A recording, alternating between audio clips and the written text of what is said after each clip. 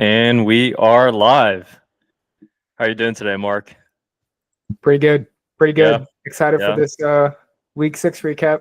Did we have some good week 6, week 5 games this past week? No. No, we did not. Yeah, right. Um, well, let's get started. I, let's do the usual, right? We're going to just call out what predictions we got wrong, what predictions we got right. Um, so for myself, I kind of predicted that Bijan would have a big game. I said 3 touchdowns, and I was very specific about the touchdowns, but he got 2 rush TDs instead of two receiving 3Ds, or 2 receiving 3Ds and 1 rush TD. So I don't know why you put that as a correct prediction because you specifically said 3, 2 receiving, 1 rushing. Doesn't count. Doesn't hit the same. the point is Bijan had a week for himself, so I'm going off that stretch. A bit of a stretch, but I'll take it. At least you had one that was kind of on the money. The closest one for me was saying that Kyle Pitts was going to get 70 plus yards and a touchdown, and he got exactly 70 yards, but no touchdown. So everything else was a miss and a bad miss at that for me. I thought that Anthony Richardson was going to play and have 4 touchdowns total, and he didn't even see the field. So that was a really rough prediction for this week. And I also told anybody listening to the show to sell Devontae Adams if they could, because we had no idea when he was going to play or for who. And now he's with his favorite quarterback in a pretty strong Jets offense. I mean, their O-line is atrocious, but yeah, some bad calls on my part coming into this week. Yep. I mean, see, that's the thing though. You got to try to at least get somewhere in the green, and that's what I'm doing. So, I along with you, I doubted DeAndre Swift as well. So, shout out to you, DeAndre Swift owners. We keep installing that fear in you, but here you are, just clapping back at us with DeAndre Swift monster game. So, and He feels inevitable. I really don't like how good he's been the past 3 weeks. It makes me, both of us, look like fools, but he's had some really good weeks. without a doubt. And to give you some benefit of the doubt with Kyle Pitts, it was a shoelace tackle that stopped him from getting into the end zone. He was about 10 yards out, so very unfortunate for Kyle Pitts, and you would have been right there. But yeah, let's kick off with some of our quarterback winners. So, what you got for us? Honestly, this week was kind of tough in the quarterback section. Some quarterbacks put up some decent numbers, some pretty good numbers. I was not blown away by anybody this go around. Baker Mayfield probably put a strong performance for my standards, but the interceptions he threw and then also just game script didn't work in his favor. I mean, he threw for 4 passing touchdowns, and the Bucks just ran away from the Saints in that game. But they literally ran. Bucky Irving and Sean Tucker just took over that game. So good points. I think Baker Mayfield was QB2 or QB3 this week, but yeah, not it. Yeah, I would agree with you. I was watching that game and I was rooting for the Bucks also. And I was just so baffled that some of these passes that Baker was throwing was going right to the defensive backs, the cornerbacks. Like he should have had 4 interceptions, and 3 is already high enough. So, but still, tons of fun in that game, honestly. But one interesting stat: all like 23 points that the Saints had were scored in the second quarter. So that was pretty crazy. Or 17 points to tie it up. I can't remember, but yeah, that made it interesting. But after that, Tampa Bay kind of took off. So I do have Baker as a winner as well. It was a close game for the first half, and then in the second half, it was just a tale of 2 halves, quite literally. Yeah, but Baker, he still was a top performer in the winter, and it's just going back to that fantasy consistency that he's able to produce. So we love to see it regardless. Two more shout outs that I want to give out to Jordan Love and Brock Purdy. They're just showing, and it was good to see just all quarterbacks or many quarterbacks show some levels of consistency that you can rely on. So it was a really good week for quarterbacks, but I love seeing Jordan Love. I think he's got a special arm, and yeah, just really, really high on the Packers at the moment. And Brock Purdy just gave you a great start to a fantasy weekend if you had him in your lineup on Thursday. So you didn't even have to worry about the quarterbacks after that. Yeah, I mean, you're mentioning a lot of like talented quarterbacks playing in good offenses. Jordan Love is like a really good quarterback. I expected Josh Jacobs to have a bigger role in this Packers offense. That hasn't been the case. It feels very much pass oriented. Brock Purdy too. He's got so many players at his disposal, like Debo, George Kittle, Brandon Ayuk, if he ever decides to show up. But we also had some quarterbacks definitely underperforming this week. I know you've got a couple. Yeah, do you want to kick us off with those? Without a doubt. There's nothing quite like taking shots at the Cowboys once again. So here's one for you guys. Dak Prescott, of course. I think it's a little bit of an unprecedented game because he's just a really good fantasy quarterback. He's been a really good fantasy quarterback over the last years. So I think this one's a bit of like we could probably give Dak a pass because the Cowboys are still going to be passing the ball because it's the best thing they can do as long as Dak can find CeeDee Lamb. But still, it's not looking good for the Cowboys regardless. And I also have Kyler Murray.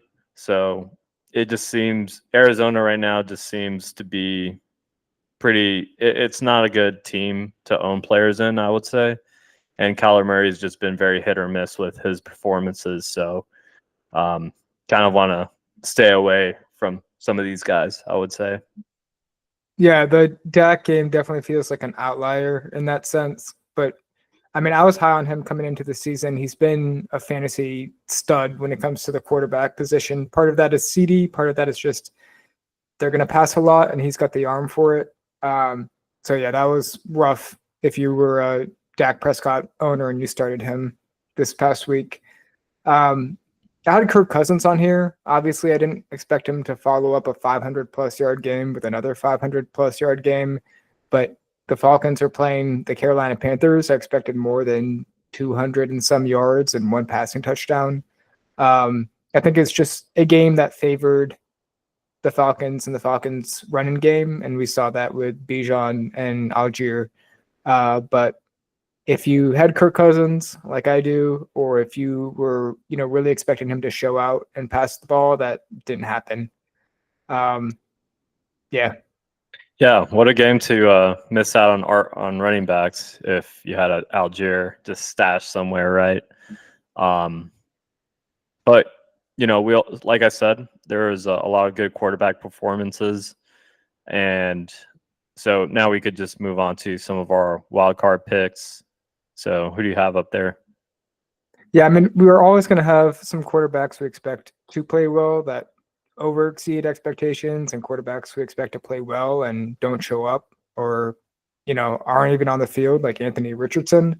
Caleb Williams this week was neither of those. I didn't expect him to have a fantastic game, and he came out and he did. I think he led all quarterbacks in passing yards this week. He was just really good at distributing the ball.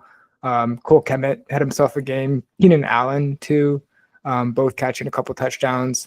So I don't know how consistent Caleb Williams will be. He's still a rookie. I don't care if he's the number 1 overall pick. It's learning curve in the NFL. But yeah, big game for him. A little bit out of nowhere in my opinion. Yeah, definitely. Especially the fact that it was a London game, right? So sometimes those could be a little slow, but yeah, I guess Caleb Williams really enjoyed his fish and chips the night before and decided, hey, I'm going to throw 4 touchdown passes tomorrow. So one One quick note on Caleb Williams too. I feel like we keep coming back to this whole Russian aspect and mobile QBs. I have a note on here that he had 56 yards rushing in a typical league that comes out to like 5.5 points.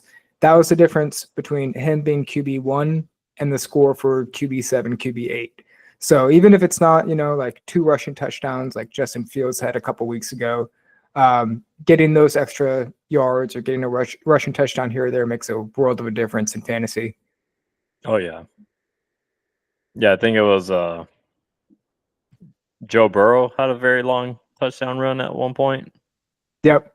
You don't expect that from him. Yeah, so pretty crazy. Yeah, we saw good stuff from Joe Burrow also in terms of just fantasy production. Probably not in terms of just offensive efficiency and winning, trying to beat the New York Giants. So I see you've got a couple mobile QBs yourself. Yeah, without a doubt. I'll just say so some of my wild cards, I got to give a shout out to Bo Nix. He's just been the past 2 games, he's been putting up some 20-pointers.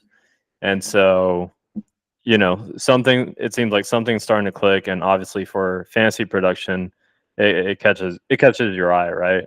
So, it might be time to probably roster Bo Nix somewhere if you need a quarterback or like a quarterback. And another one that took me by surprise, not the fact that his performance took me by surprise per se, because I've been pretty high on him, but Justin Fields will now be the backup to Russell Wilson now, since Russell Wilson's healthy. So that's a bit of a curveball for me, because I have Justin Fields in like 3 of my leagues, and of course I have a backup somewhere, I hope. I know I do in some leagues, but I put a lot of eggs in the basket with Justin Fields, not knowing that, hey, when Russell comes back, he's going to be the starter, because frankly, he's been performing pretty well, and the Steelers are winning games. So a bit of a curveball for me in that sense of wild card picks. Yeah, I'm not sure how long that's gonna last though. Like Russell Wilson's on a 1-year contract as a vet for the Steelers. Mike Tomlin said in an interview recently that Justin Fields and his mobility offers an X factor, quote unquote, that Russell Wilson doesn't have. So I wouldn't be surprised if it's like a couple games maybe with Russell Wilson at the helm, and then they switch back. But that's conjecture. You don't want to bank on that. Yeah, I sure hope so, but we'll see what the future holds in store, and we'll see which version of Russell Wilson we see. So, you ready to talk about some running backs? Yeah, that's my bread and butter. That's my favorite section here. Yeah, we had a couple winners. I mean, I wasn't blown away in games the same way I was with wide receivers this week around, but Joe Mixon being healthy, being back on the Texans was really, really good to see. I mean, every game he's been healthy, he's rushed for over 100 yards, had a rushing touchdown or a rushing touchdown and a receiving touchdown. He missed a couple games. He wasn't at full health in week 2, but I wouldn't be shocked if he finishes like RB6, RB8 this year. So, yeah, I was really impressed by that. And then another winner this week around for running backs, I hate to say it, but DeAndre Swift had a really good game. At some point, I got to cave in. This is 3 weeks in a row where he's finished as RB6 or better. All 3 of those weeks, he had at least 16 touches and a rushing touchdown. So it's, at some point, you got to call a spade a spade. He's been having some really good games, and the Bears' offense is really clicking. So kudos to him. Yeah, without a doubt. Surprising I'm not sure that he got a touchdown this past weekend too, or maybe he did. I could be wrong. As for my winners, I have Breece Hall, mostly because obviously there was a lot of investment with this guy, and he delivered, right? He came back from the past couple of weeks where they just weren't running the ball, especially last week, and had a good bounce back game for himself. So it seems like the Breece Hall buy time might be just about closing. unless the owner's trying to sell high. And my next winner is David Montgomery, just because, again, just a great value type of running back that you picked up maybe in the 5th or 6th round of the draft. And he's just been a complete touchdown monster, as we expected from David Montgomery. And really at this point, just overshadowing Gibbs for the season. So, I'm thinking it could be, it's still probably a Jahmyr Gibbs buy time if you like him as a player, right? But right now it's Monty's just being used so much in this offense, and you can almost count on him for a touchdown every week, just about. Yeah, I mean, that's always a scary bet to make, that he's going to get a touchdown each and every game, but he has. In fact, I think last week he had 2 rushing touchdowns. So, like, you put it really, really aptly. I mean, he's a touchdown machine right now. He's been outperforming Jahmyr Gibbs on a really stacked Lions offense. So Just a real good if center. you're it's good if you're a Monty owner like yourself now. Yeah, without a doubt. And I have to thank you again for the Montgomery Ayuk trade we made earlier. Really saving one of my teams, I'll have to say. But again, Monty, just a center point in that Lions offense somehow, some way. And yeah, I think we also have some losers without a doubt.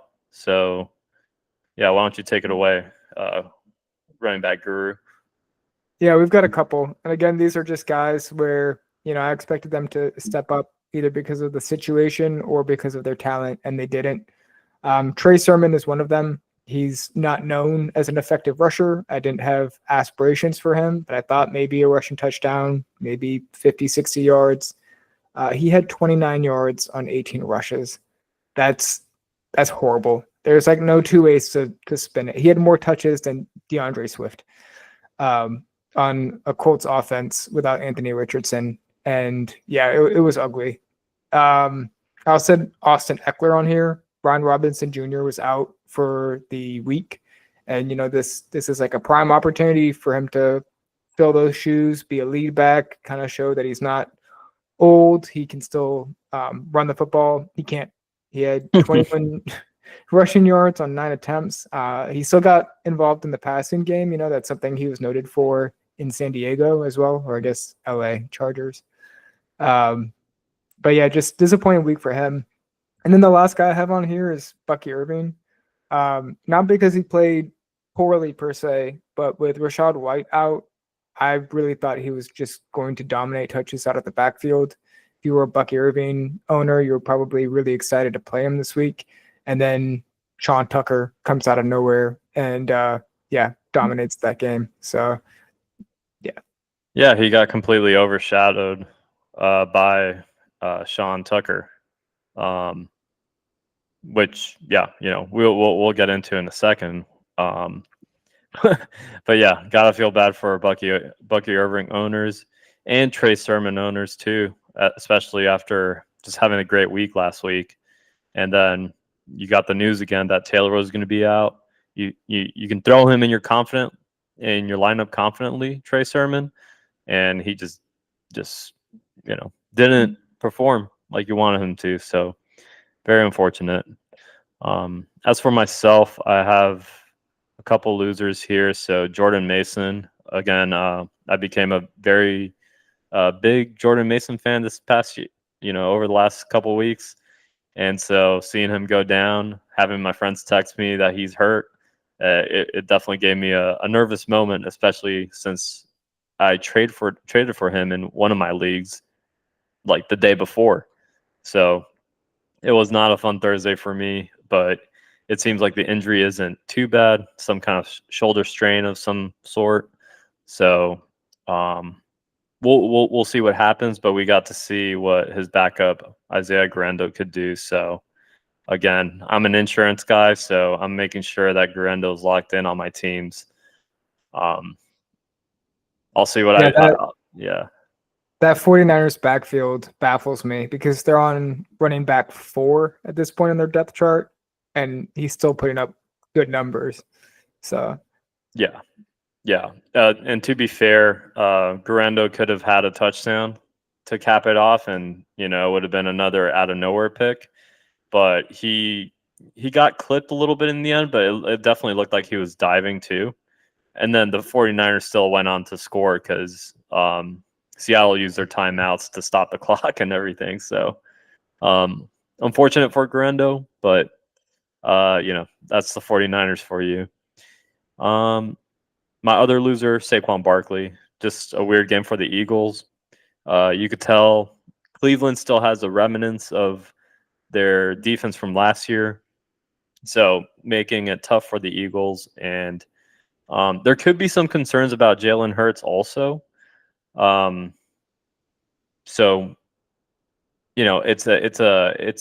it's weird to have a good feel on the Eagles at the moment, I would say. But yeah, it just depends on what Hurts wants to do. But weird game for Barkley. I still expect them to bounce back though next week. yeah, for the year, I think Saquon Barkley's RB3, and he had some really, really good games to kick off the season. And the last 2 or so have been a little bit disappointing. But yeah, I think that's a good call out. I wouldn't be worried if you're a Saquon Barkley owner.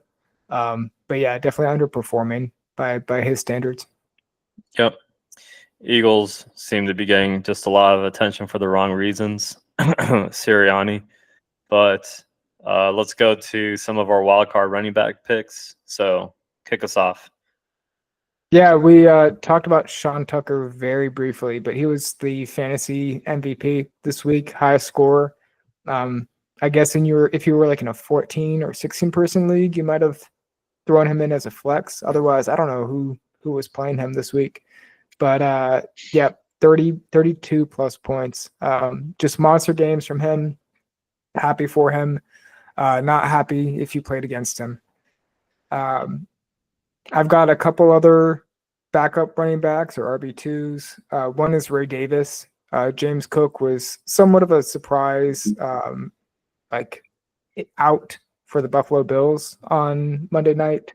And Ray Davis just steps up really well, has 150 scrimmage yards, most of that rushing and some of that receiving. So big game for him with James Cook out. I think Cook's expected to play this week, but something to keep an eye on. And then lastly, Tyler Algier. We talked about the Falcons running game against the Panthers this week.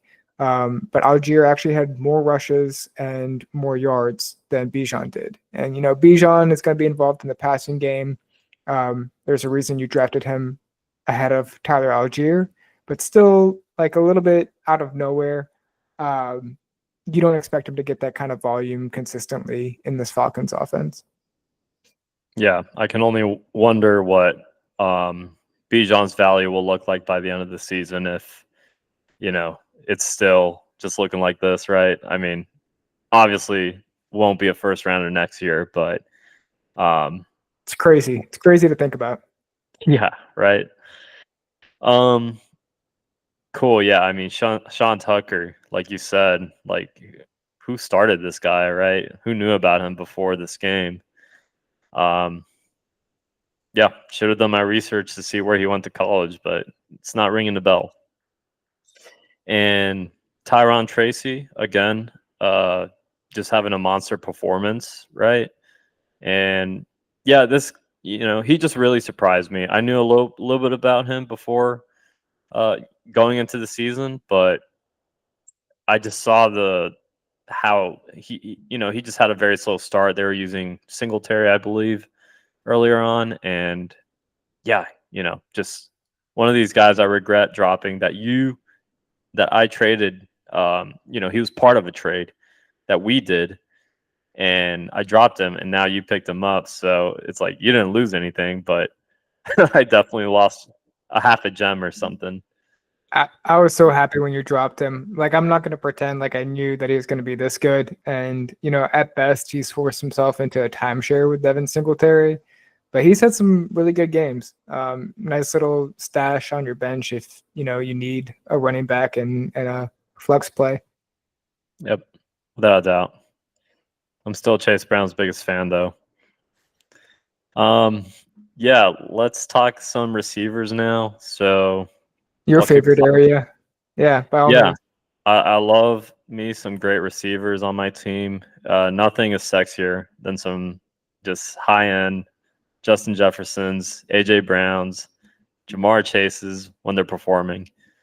Um, so I got AJ Brown as my winner. It's a welcome back game for AJ Brown. He got a touchdown. I did predict he was going to get 2 touchdowns last week and 50 yards.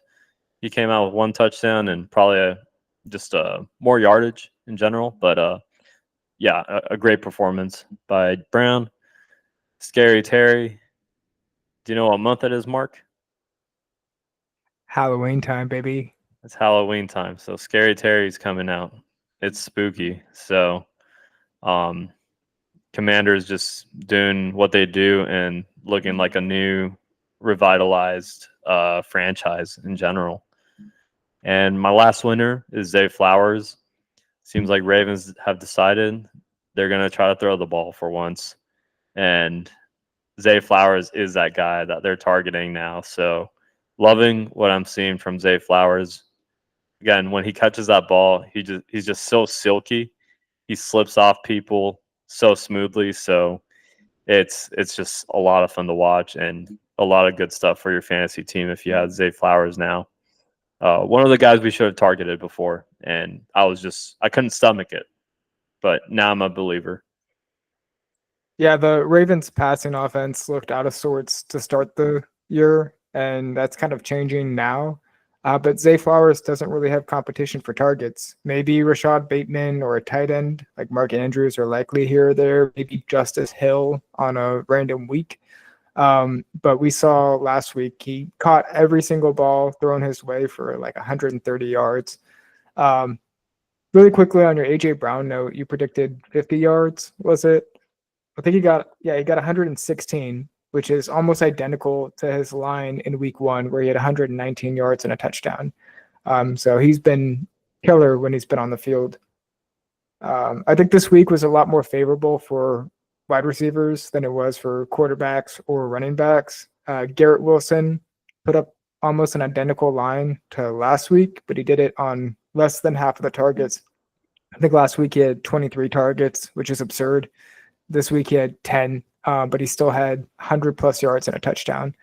I don't know how the Devontae Adams trade to the Jets will change Garrett Wilson's outlook for the rest of the season, but he's been putting up some really good numbers recently. And then obviously I had to include him, Chris Godwin. Like we're talking about the Bucs offense and how many points they hung up on the Saints, but Chris Godwin was receiver 1 this week, 2 touchdowns.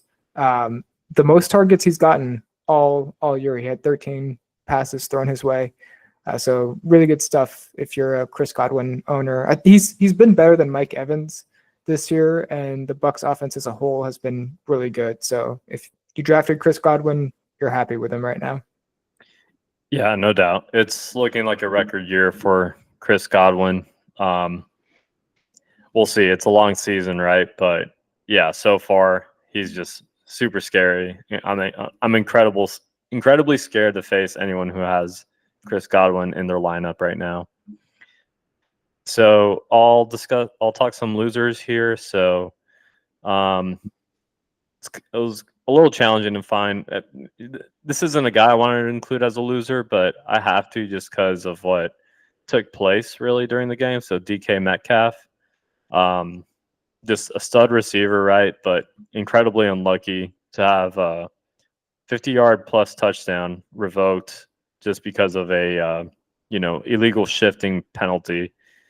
So just super unlucky, right? And I think it was actually Skywalker who caused that penalty too. Funny enough. So yeah, DK now one of my trade targets because if nobody watched the game, then it's a good time to get this man. DJ Moore, he barely just missed a rushing touchdown that would have somewhat salvaged his day. But yeah, he missed it by like centimeters or inches, right? So, yeah, those are my two losers for the time being. Who do you have? Can't forget our American audience. I like that save with the inches instead of centimeters. Yeah. Yeah, good point with the DK.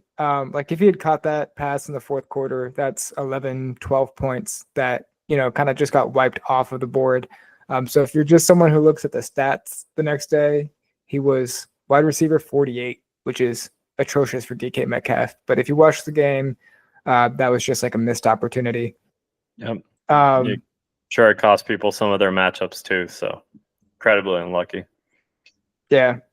Speaking of rankings, the Buffalo receivers, I mean, there's a reason they traded for Amari Cooper today. Their highest scoring receiver last week, Mac Hollins, wide receiver 45, still higher than DK Metcalf.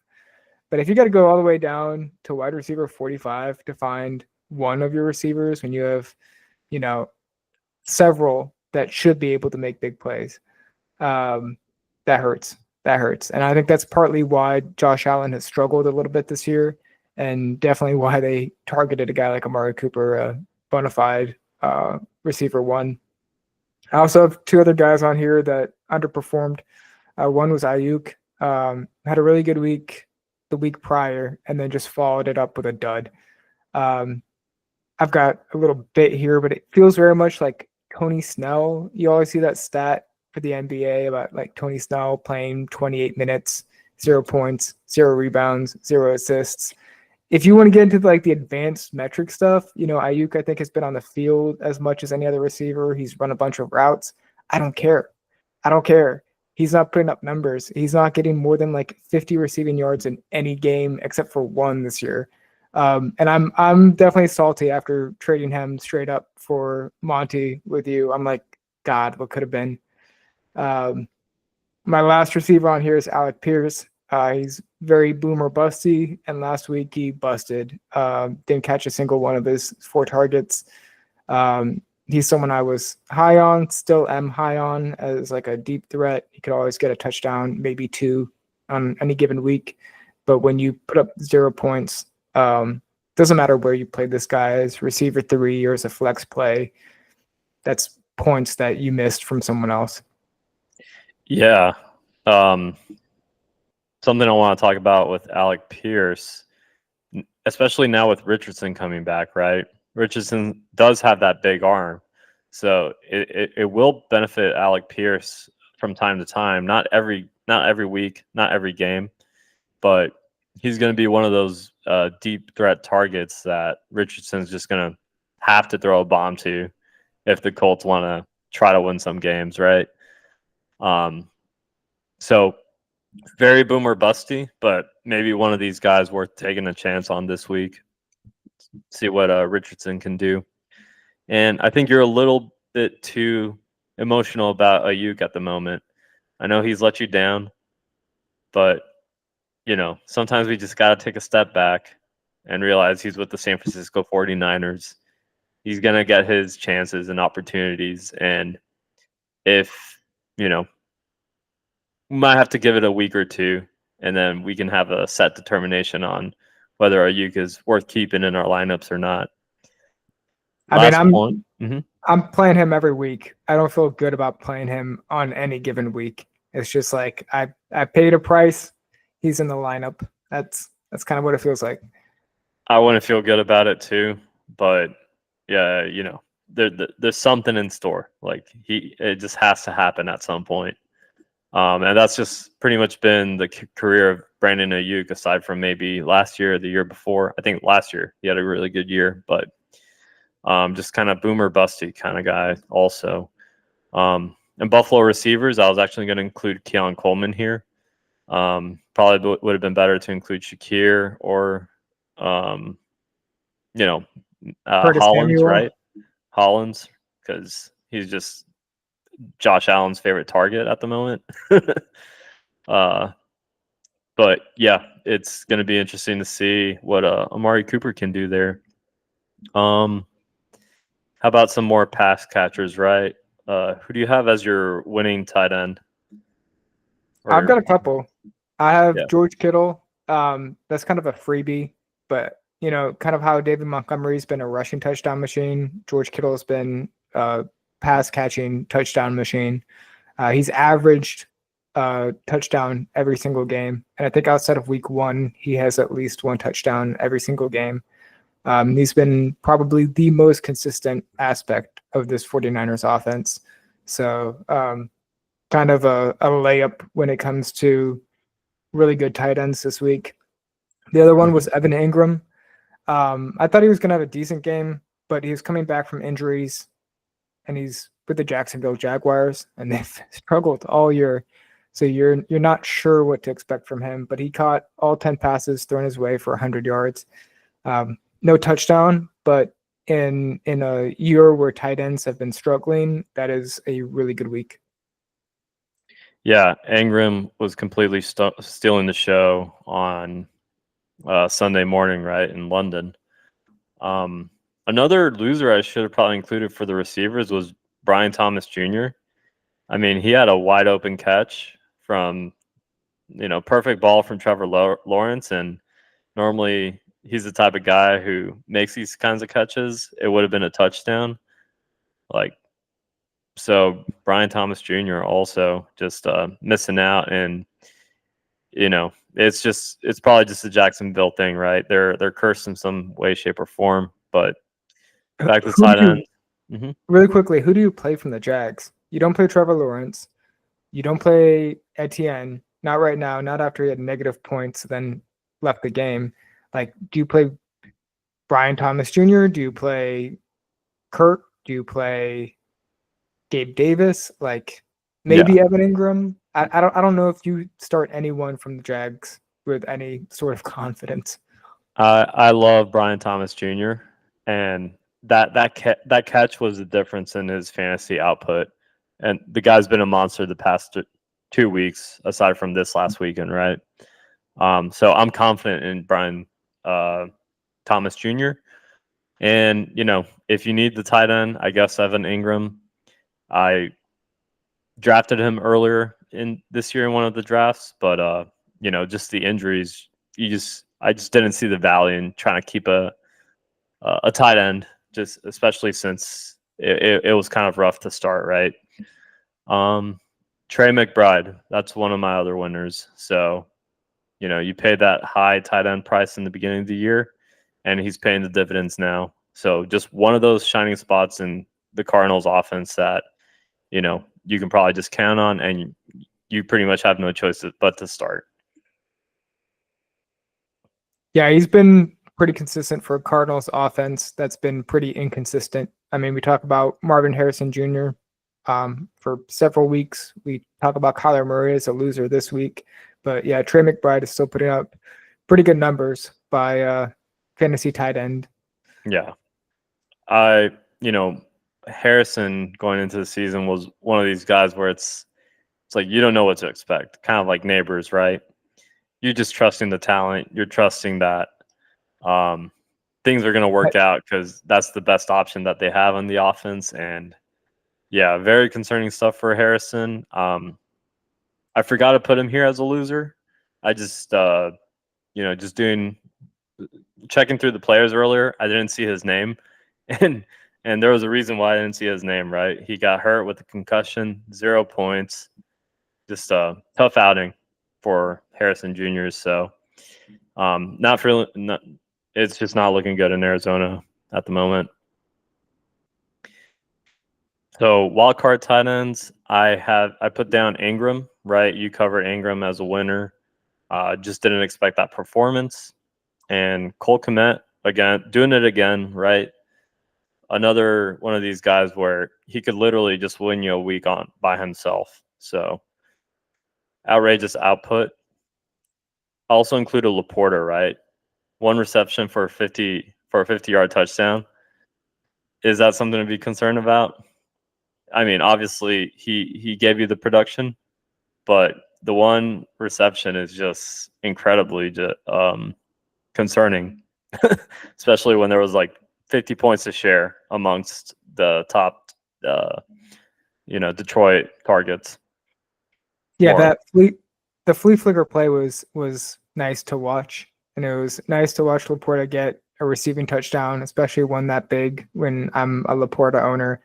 Um, I will say the one target is concerning. I don't know if he's cracked 5 targets this entire season, and along with like Kelsey, maybe Trey McBride, these are tight ends. Mark Andrews, these are tight ends who are drafting high. So yeah, it's a little bit concerning, but for fantasy purposes, he got you 10 plus points. Can't ask for a whole lot more this year.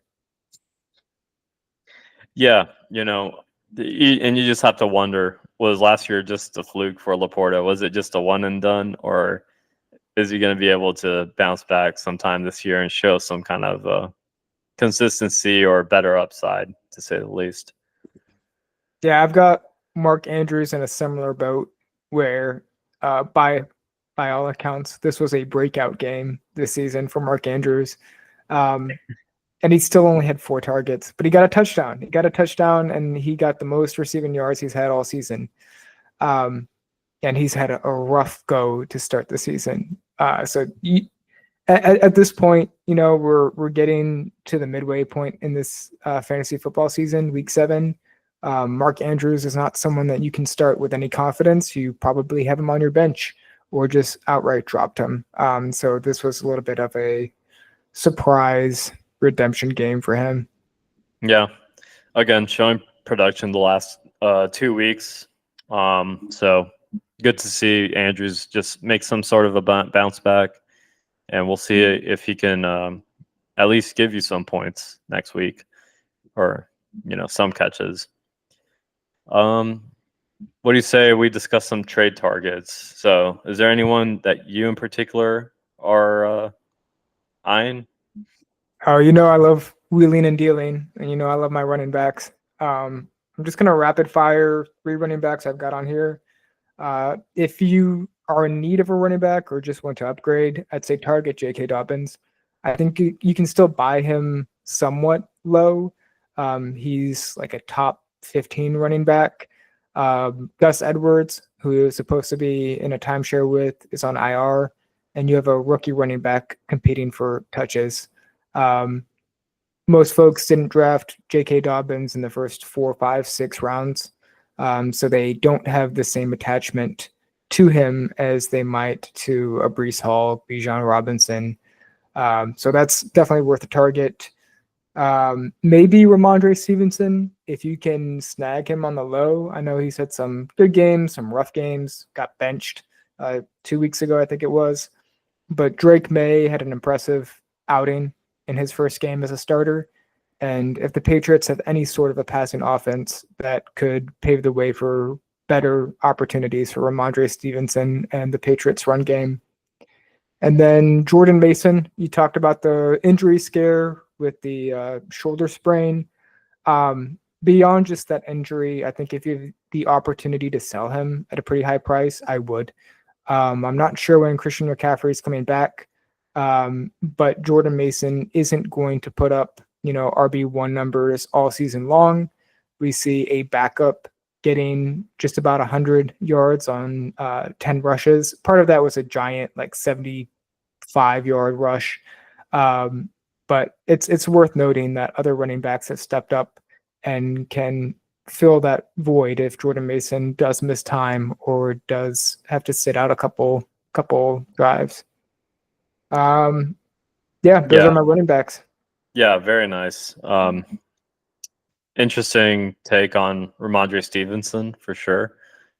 Until I see him, I think you're right. Right now would be the right time to kind of buy low as Drake May is picking things up, but I'm not the type of person who wants to invest in offenses that aren't good, to say the least. So,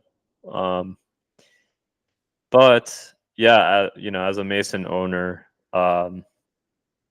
I might be a little delusional here, but I still want to keep Mason.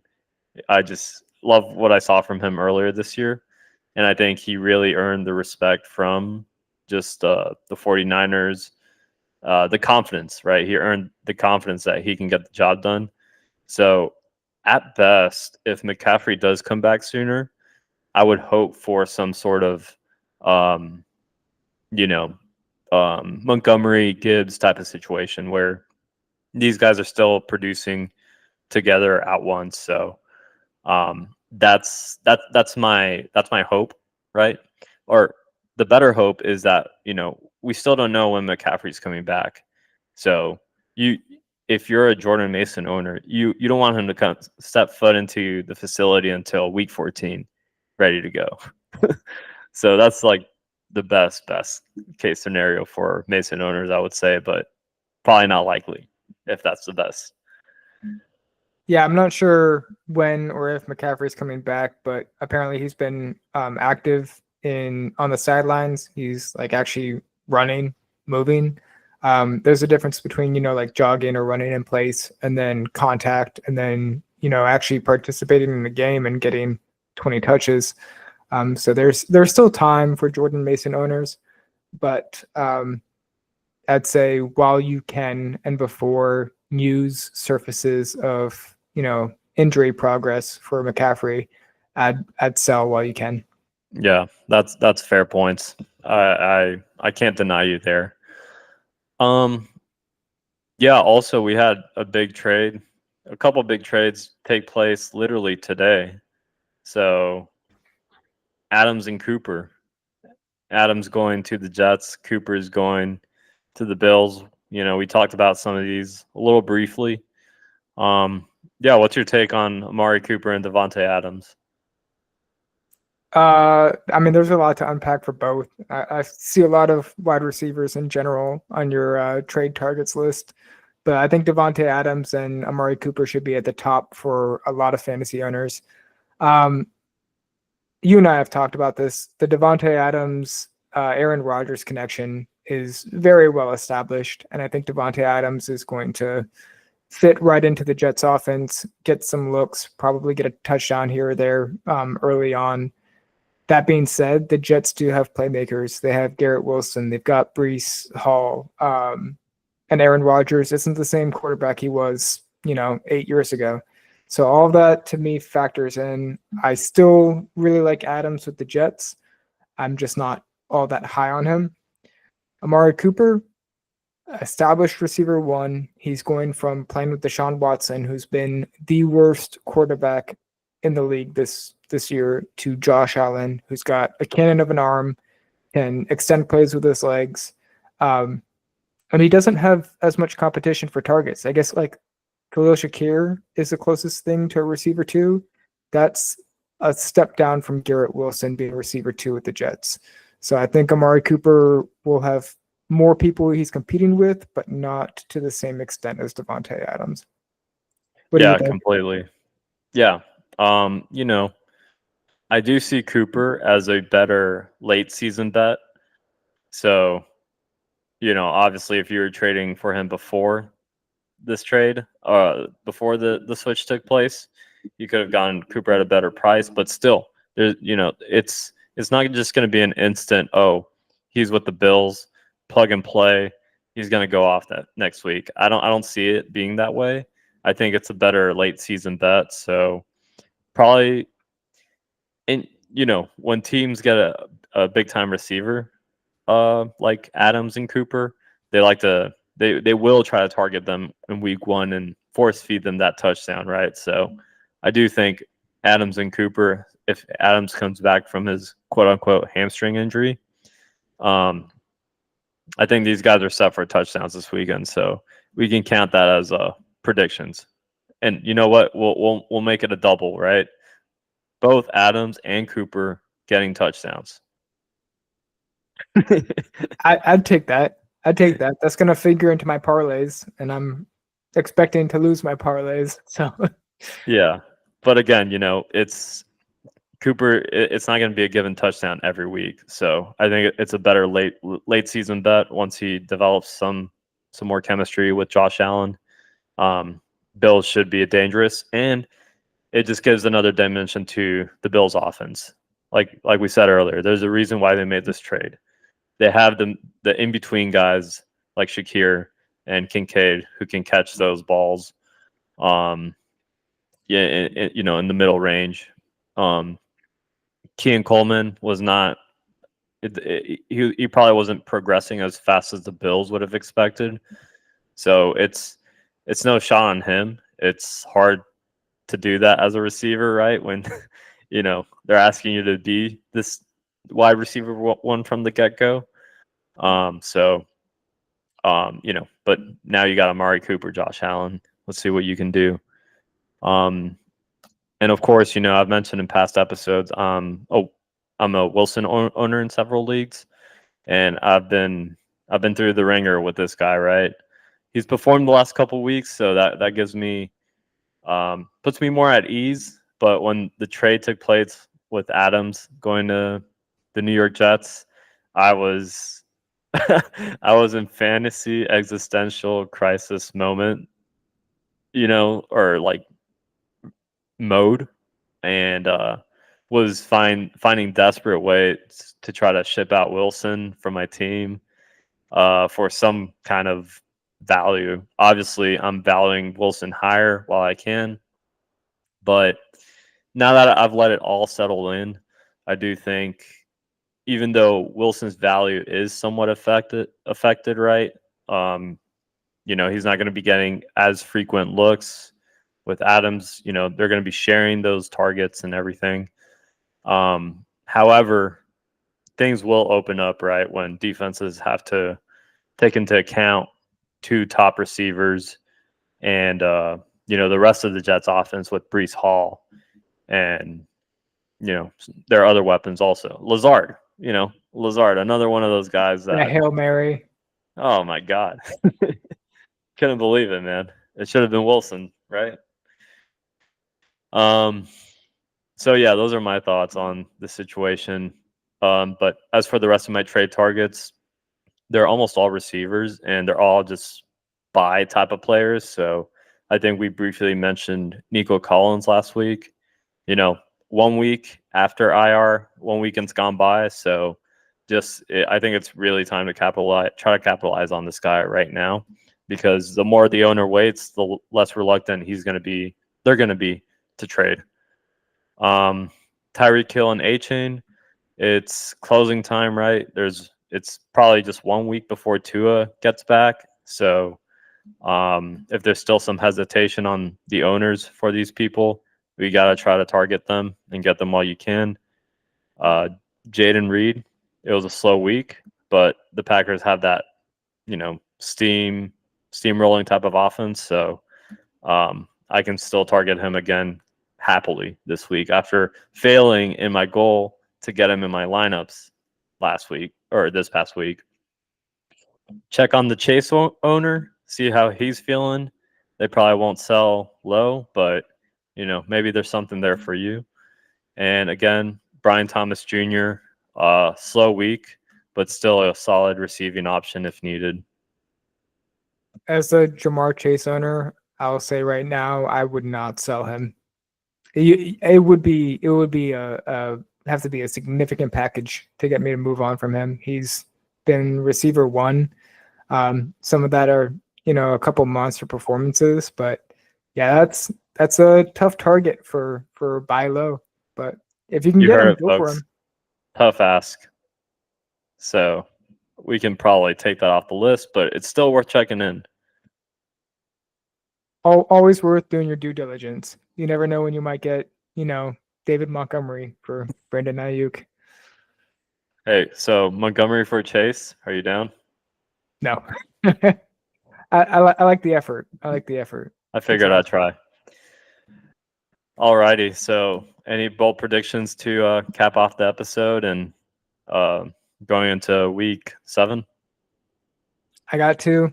One of them might sound familiar if you listened last week. I think Anthony Richardson plays, and I think he gets 4 touchdowns. If I didn't get it right the first time, I'll get it right the second time. That's what I tell myself when I buy lottery tickets.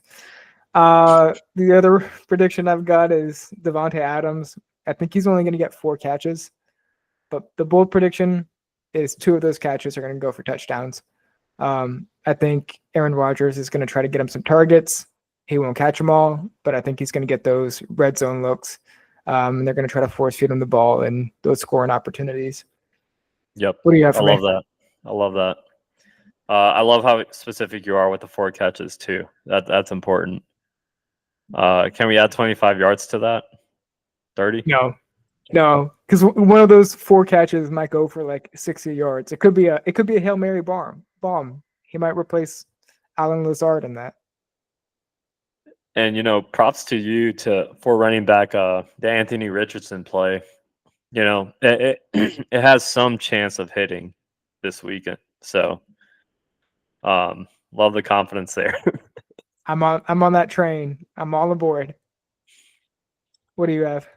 Yeah, I have this is a big homer one for me. So I'm gonna say Bo Nix goes off. His passing's incredibly on point. He's almost reminding Saints fans of Drew Brees in the Superdome. And he'll have 300 yards passing, 1 passing touchdown, and 1 rushing touchdown. As for my second prediction, I have Tyreek Hill going for 100 yards and 2 touchdowns without Tua. So That's bold. That's bold. I mean, the Miami Dolphins having a competent offense without Tua. Any prediction related to that? Hats look, off. look, Tyreek's capable of this. All he needs is a screen pass, and then he can break that loose. That could be 75 yards right there. So we'll see. True. Well, just a heads up for anyone tuning in next week. We're switching things up for a mid fantasy season special. We know it's only week 7 out of 17 regular season games for the NFL, but for a lot of leagues that run 14 games for the regular season, next week will be the midway point. So we'll have a special go over our fantasy teams, or a couple of them, has some insights on, draft hits, misses, and the like. So we'll see you then. Yep, without a doubt. Thank you to everyone, and this will do it for us. Good luck in your weeks, and we'll see you next week. Good luck.